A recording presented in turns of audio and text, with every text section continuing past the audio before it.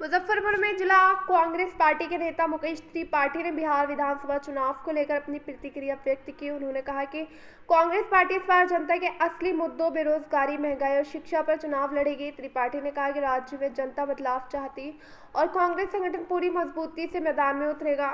उन्होंने ये भी कहा कि बिहार में विकास तभी संभव है जब युवाओं को रोजगार और किसानों को उचित समर्थन मिले। त्रिपाठी ने पार्टी कार्यकर्ताओं से अपील की कि वे जनता के बीच जाकर कांग्रेस की नीतियों को बताएं और लोगों को यह भरोसा दिलाएं कि कांग्रेस सरकार ही राज्य को नई दिशा दे सकती है। संवाददाता नवनीत सिन्हा की रिपोर्ट। बिहार 2025 विधानसभा चुनाव का सरगर्मी भी तेज हो गया है और 3 विधानसभा का आपको प्रभारी बनाया गया है। तीनों विधानसभा में क्या रिस्पांस मिल रहा है महागठबंधन का?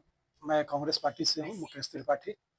और मुजफ्फरपुर में पिछले बार भी यहाँ से कांग्रेस के उम्मीदवार हमारे जीते थे और सकरा से हमारे मित्र भाई उमेश राम जी जो कांग्रेस के उम्मीदवार थे, प्रशासन द्वारा मात्र कुछ मतों से 500 कुछ मतों से उनको हराया गया था।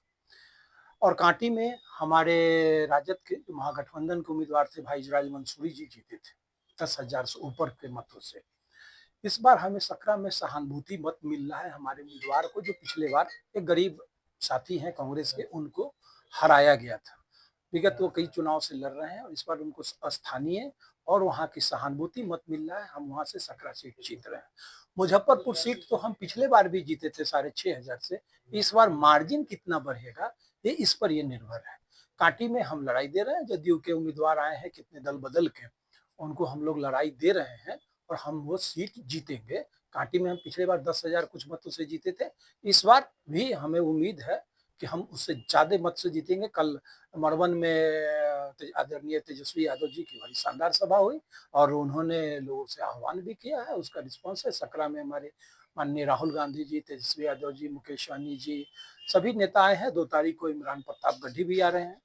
संभावना है कि मुजफ्फरपुर में माननीय श्रीमती प्रियंका गांधी वाड्रा जी का रोड शो हो, उसके लिए हम लोगों ने मांग की है। हो सकता है रोड शो का यहाँ के प्रशासन के द्वारा अनुमति मिलती है तो यहाँ रोड शो भी उनका होगा। हम तीनों सीट जीतने जा रहे हैं। देखा जा रहा है कि इस बार जो है एनडीए की लहर है और महागठबंधन वाले कर रहे हैं कि इस बार बदलाव के पक्ष में, तो कितना इसको किसने कहा कि एनडीए के गठबंधन है? एनडीए के सरकार तो 20 साल से एनडीए नीतीश बाबू की है ना, तो उनके खिलाफ तो माहौल है और बदलाव तो होना है। युवा वर्ग बदलाव चाहते हैं। बिहार का युवा जो है वो रोजगार चाहता है, वो बदलाव चाहता है, वो पलायन रोकना चाहता है, लोगों की जो समस्या है उसका निदान चाहता है। जो अधिकारी राज बिहार में कायम हो चुका है, जो भ्रष्टाचार सरकारी कार्यालयों में है, जिससे हर वर्ग के लोग पीड़ित है, हर युवा पीड़ित है, उसकी समाप्ति के लिए हमारे बिहार के युवा इस बार बदलाव करेंगे।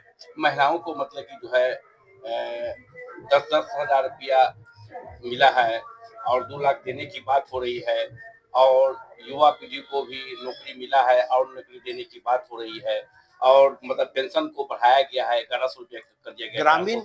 ग्रामीण क्षेत्र में आप जाके देखिए कि किन किन गरीब तबके की महिलाओं को ये शराब के नाम पर, शराबबंदी के नाम पर उनको प्रताड़ित किया गया। महिलाओं को बड़ी संख्या में जेल में डाला गया, उनके परिवार के लोग ये शराब बेच रहे हैं।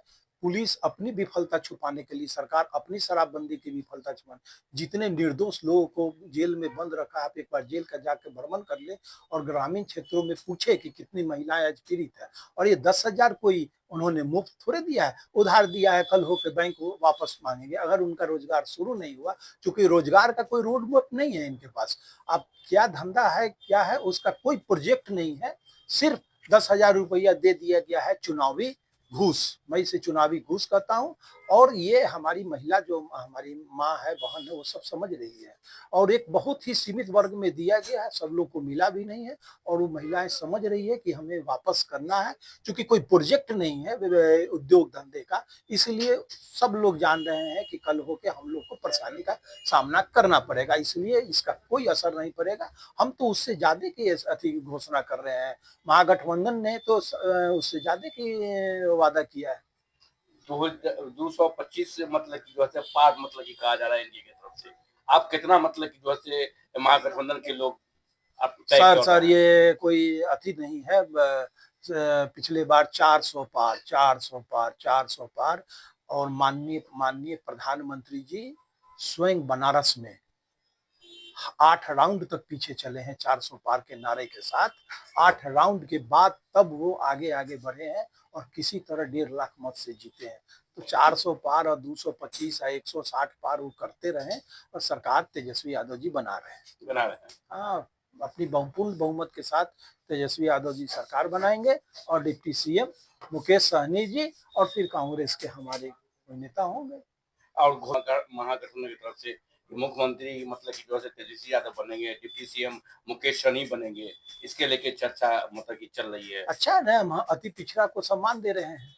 तेजस्वी यादव तो महागठबंधन के सम्मान नेता है और मुकेश सहनी जी अति पिछड़ा है, मला समाज से, हम उनको सम्मान दे रहे हैं। तो मुस्लिम समुदाय मतलब नाराजगी चल उनको भी डिप्टी सीएम बनाया जाएगा कांग्रेस की तरफ से। जब हल्ला हुई है तब नहीं, ऐसा कुछ नहीं है, उनको भी बनाया जाएगा।